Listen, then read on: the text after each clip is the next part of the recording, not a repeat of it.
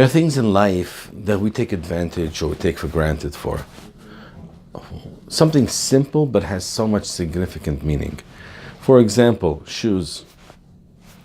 We can go to a store called Payless and buy a pair of shoes for nothing, and we just don't even internalize the fact that there was a time that owning a pair of shoes was like driving a Bentley today. But there's something far more significant to just a simple pair of shoes than what we really internalize. The parasha talks about the death of Shnei Bnei Aaron, the two sons Nadav and Avihu that passed away. What's fascinating is that the Torah tells us why. V'hikrivu eish zara lefnei Hashem. They brought a foreign fire in the Mishkan.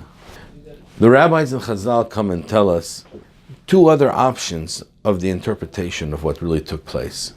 One is shetuye yain, they came in intoxicated. Okay. Number two, more hora lefnei Rabbam. They expressed a ruling in front of the presence of Moshe Rabbeinu, which is improper.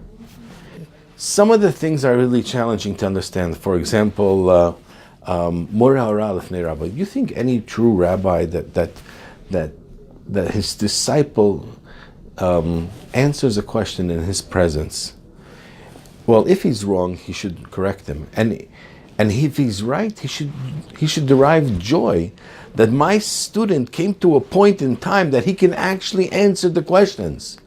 He's reached a level of learning that he's confident to answer a question. So why would we want to terminate the life of that student for answering the question in the presence of his rabbi? But this all needs clarity. Shtuye yain, the fact that they came intoxicated, there was no law against being intoxicated in the Mishkan. After the event, the Torah tells us, oh, yain v'shechar altish, you can't drink wine and beer coming into the Mishkan. A warning to the Kohanim, hello, it's a bit late. It should have been prior. Eish zara. Fascinating thing. How can there be a capital punishment on something without a warning? You have two people, Nadav and Avihu, who are super righteous people, right? And they're trying to do something in the Mishkan that's an elevation, it's something positive. What happened to, it's the thought that counts, Machshava Tova, Kadosh Baruch Hu Mitzdarf Alamasa, a proper thought, Kadosh Baruch Hu brings it into action. They're trying to do something positive, and at the end, the result, they lose their lives. It needs a certain clarity. Torah tells us of an event of Moshe Rabbeinu when he was looking at the burning bush. Wow, he looks. He gets close, and he removes his shoes because Makom Kodesh, it's a very holy site. When he came to a holy site, he takes his shoes off. Yoshua bumps into the angel of God on his way to Jericho, and he confronts him. Are you with us? Are you against us? But he realizes that it's a holy place. He takes off his shoes. Throughout the year, we have the tradition on the 9th day of Av, we take off our shoes. On Yom Kippur, we take off our shoes. When a person is in mourning, we take off our shoes. And when a person is in the Bet HaMikdash, he takes off his shoes. The Mishkan, the priests, they didn't wear shoes. They had 8 garments, but they didn't have shoes.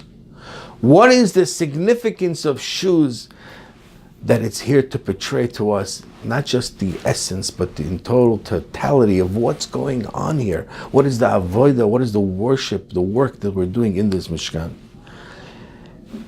And I learned from my Rebbe, Zichron Levrachah, Moshe Shapira. He shared with us a fabulous insight based upon a Gemara in Shabbat.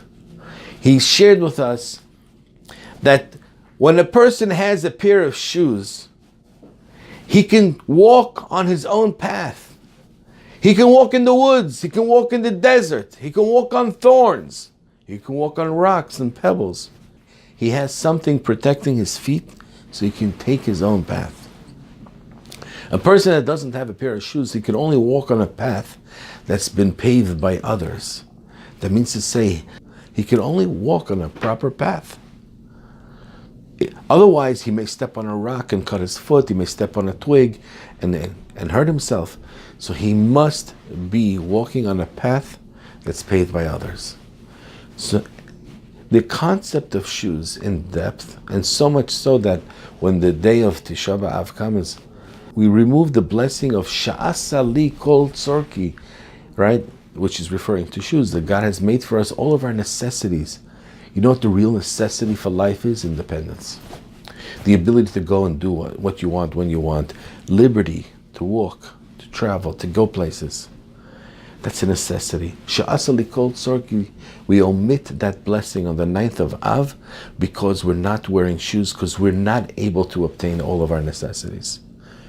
We're in fasting, we're in mourning. To this, the lesson is that there are times in life that we discover that we're not in control. And our paths are there, set by others. When is that? We discover it when Moshe bumps into the burning bush. He realizes it's a holy place. I can't do what I want. Take off my shoes. Yoshua, the same. Yom Kippur, the 9th of Av.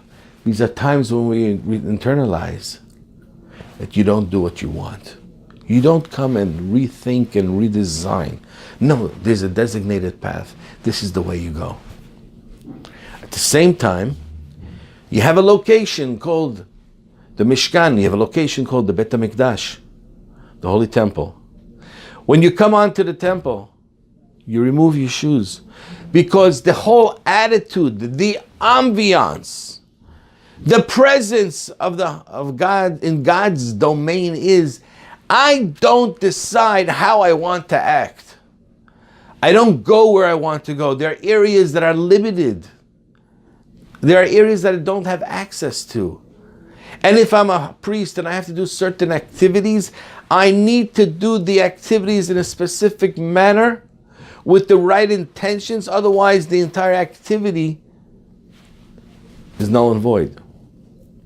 The essence of the Mishkan is that I must follow the path that's been paved by God.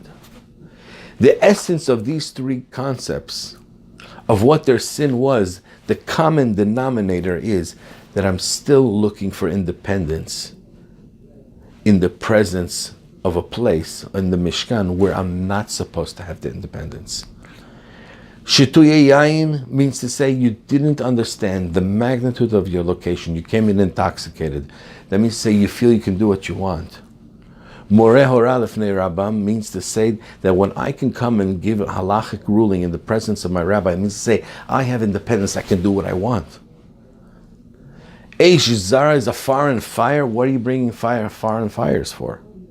There's a way to do things because you still think that you're in control and can do what you want. In the Mishkan, doing Hashem's worship, it's different. You need to know what is the purpose of where you are.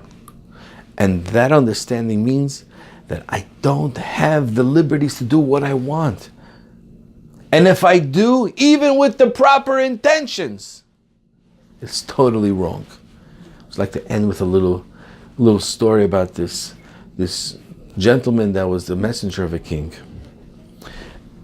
And the king warned him, you're going to another kingdom, no matter what they offer you, do not take any deals. Just go, be an emissary, and be nice, and be thankful, and be pleasant. Do not make a deal.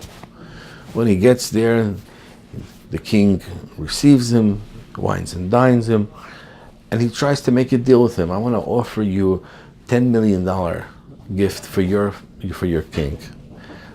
He says, no, thank you, my king does not requesting any money, no gratitudes, it's all good. He says, I'll give you 50 million. No, nothing for my king is very happy, we're good.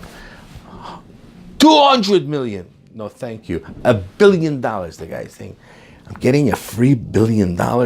How could my king not want the $1 billion? How could he not? He says, okay, I'll accept it. I'll accept the gift for my king. He comes back and he gives him the $1 billion. Then he says, here, he says, are you fool? I played a wager with the other king that you would not accept any gift or any deal because you're my best emissary. And now that you accepted this gift, I have to pay him double. There are times we don't know the full pictures, and it may look nice and sweet, and we may have great intentions of enhancing things. But when we don't know what's really behind the scenes, don't make a deal, just follow instructions.